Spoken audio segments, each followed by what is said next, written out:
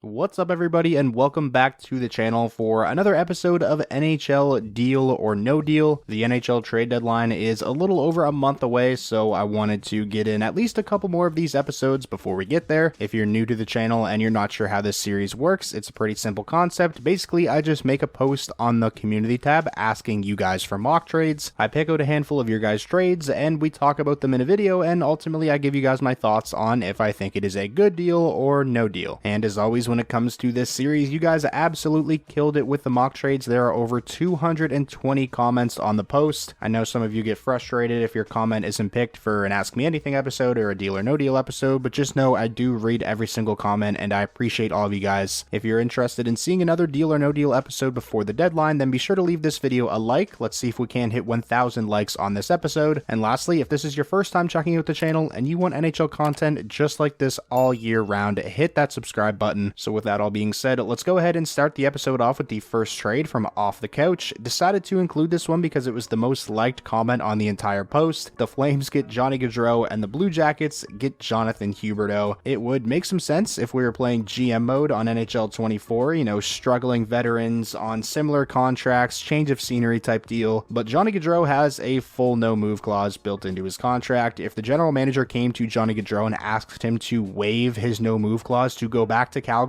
things might end up getting physical. Calgary is the team that Johnny Gaudreau left to sign this deal with Columbus to be closer to home. If this deal was even on the table, you'd have to imagine Johnny Gaudreau is utilizing that no move clause to the fullest extent. No shot. He's going back to Calgary. No deal for this one. The next mock trade we have comes from Zach Goddard, who says to Colorado, Jake Allen, to Montreal, Prospetov, and a conditional second round pick, moves to a first if Allen plays at least 4 playoff games. Colorado gets some better reinforcements for goaltending, and Montreal gets another decent pick and a new third string goalie who could be a backup eventually. I like the idea of this one. I definitely think Colorado should be in the market to stabilize their goaltending situation a little bit. In my opinion, it's very clear up until this point in the season that Georgiev has been overworked by the Avalanche, and I think his performance reflects that. Sure, he's getting a lot of wins, but he has a sub 900 save percentage. I don't really think that's a sustainable way to win games, especially in the playoffs. Colorado's made it very clear that they don't really trust Prospetov. He's only started 8 games, so while a veteran like Jake Allen, who's a lot more proven, would be an upgrade over Prospetov, I don't think Colorado would be willing to give up potentially a first round draft pick just for a backup goaltender, which is what Jake Allen would be on the Colorado Avalanche. Jake Allen has a cap of $3.85 million and is signed through this season and next. If the Avalanche are going to give up premium assets in a trade, which I think, you know, a second that could turn into a first would be considered a premium asset, it would be, you know, if they're going big game hunting, potentially looking at adding a second line center, something along the lines of that. So for those reasons, I'm going to say no deal, but I do feel like you're on the right track with this one. The next mock trade we have comes from Stormcloud Films, who says to Carolina, Vladimir Tarasenko, 50% retained, to Ottawa, a conditional 2024 second, the worst of ours or Phillies, Tony DeAngelo, and a 2025 third. I really like this mock trade. I think Vladimir Tarasenko will definitely be an interesting name to watch leading up to the trade deadline. Obviously, Ottawa's season hasn't gone as expected and has been a big disappointment. I think it would be wise of them to, you know, try to ship out some guys that only have 1 year left on their deal or are just on 1 year deals, which is Vladimir Tarasenko's case. He only signed a 1 year deal with the Sens in the offseason. That 1 year deal carries a cap hit of $5 million.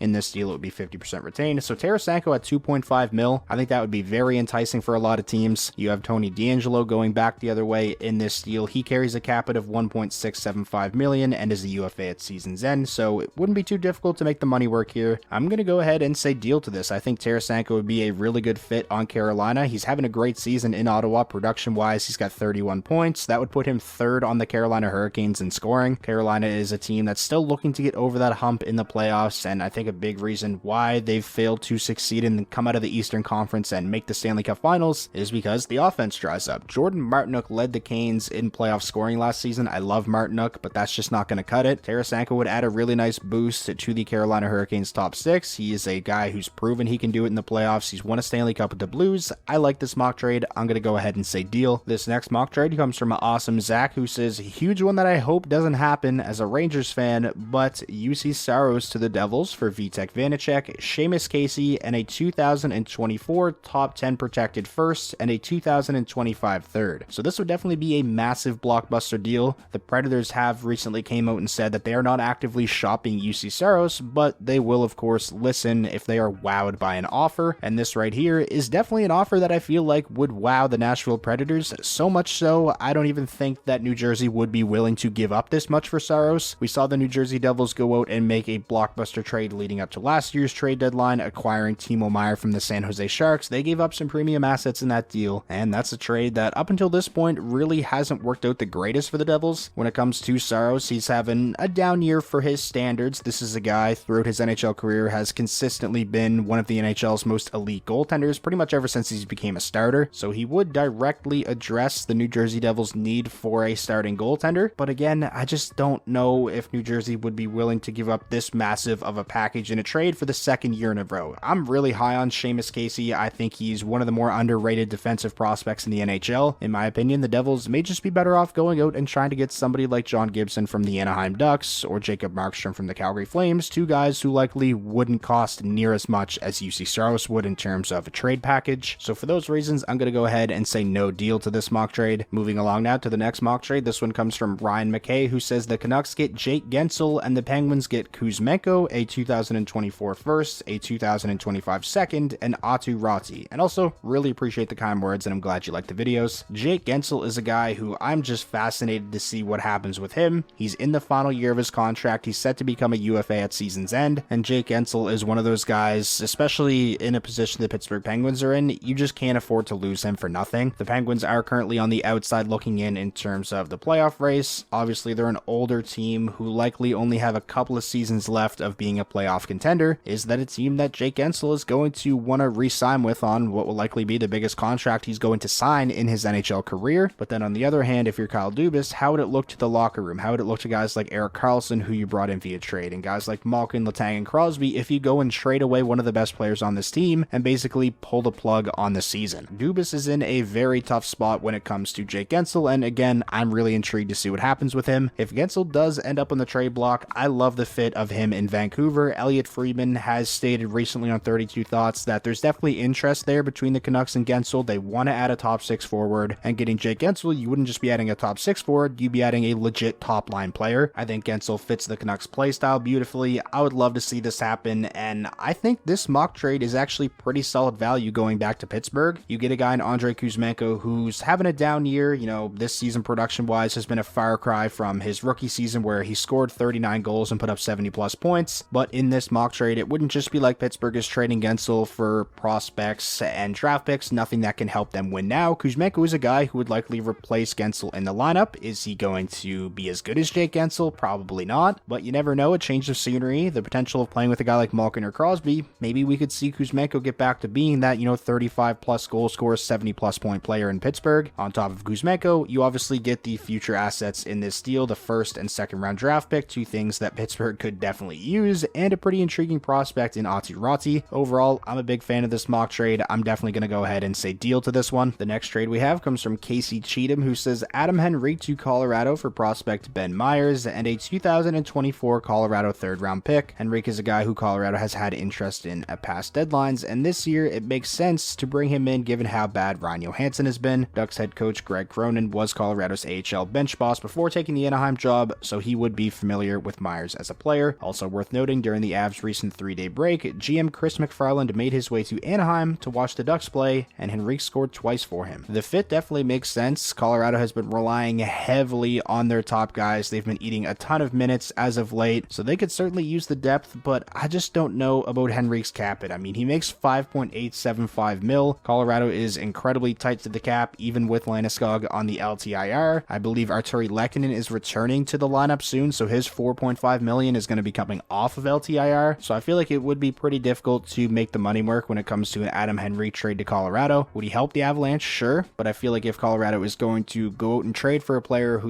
has this big of a cap hit, that they could probably get a better player than Adam Henrique, if that makes sense. So for those reasons, I'm going to have to go ahead and say no deal to this mock trade. Moving along now, this next one comes from offsidesucks, who says Sean Walker 50% retained and Scott Lawton to Toronto for a 2024 first and a third, Islanders pick, and a 2025 third. Toronto is another one of those teams who really just don't have any cap space. Even with Sean Walker 50% retained, you add Scott Lawton's cap in on top of that, it would be tough to make the money work here. Don't get me wrong, I think Walker and Lawton make a lot of sense. Us as Maple Leafs, I think they would address needs and would fit beautifully on that team, but for a first and 2/3, that is pretty pricey, and I don't know if the Leafs this season have warranted the GM going out and trading these kinds of assets to bolster the team at the deadline, especially considering how few draft picks the Toronto Maple Leafs have. So for those reasons, I'm going to go ahead and say no deal. And now finally finishing out the video with the last mock trade. This one comes from Dante, who says, to Chicago, Trevor Ziss, to Anaheim, Lucas Reichel, a 2025 first round pick, originally Toronto's, and a 2024 and 25 second round pick, both Chicago's. I'd also really appreciate the kind words, and I'm glad you enjoy the videos. Trevor Ziss is a name that has been thrown around a lot in trade rumors as of late, I think for multiple different reasons. You know, the fact that he sort of struggled to start this season, he's dealt with injuries, and then the Cutter Gauthier trade, just the cherry on top. Anaheim is incredibly deep down the middle in the future. You got guys like Leo Carlson, Mason McTavish, who I think are higher ceiling centers than Trevor Ziss. You also add Cutter Gauthier into the mix, and that's a crazy dynamic 1-2-3 down the middle for the future. So to me, Trevor Ziss definitely is expendable, and I think Chicago would be a pretty cool fit. Obviously, Chicago is giving up future assets in this deal on their rebuilding team. Maybe that doesn't make any sense, but it's not like you're going out and trading these picks for a rental. You're getting a guy in Trevor Ziss who can be, you know, one of the franchise cornerstones along with Connor Bedard. Obviously, the first round pick in this mock trade isn't Chicago's. It's the one they got from Toronto. So, I mean, if it was Chicago's, immediately I would say no to this. But since it's Toronto's, I actually kind of like this one. So I'm going to go ahead and finish out the video by saying yes to this mock trade. Trevor Ziss and Connor Bedard on the same team. That would be a lot of fun. So that is going to wrap up this episode of NHL Deal or No Deal. Like I mentioned at the start, I want to give a huge thank you again to everyone who took the time to come up with a mock trade and leave it on the post. I appreciate you guys all so much, and you all make these interactive videos so much fun for me to make. If you enjoyed this episode and you want another one before the deadline, then be sure to leave it a like. That's the best way to show your support. And most importantly, if this was your first time checking out the channel and you want NHL content just like this all year round, hit that subscribe button, and I will talk to you all again soon.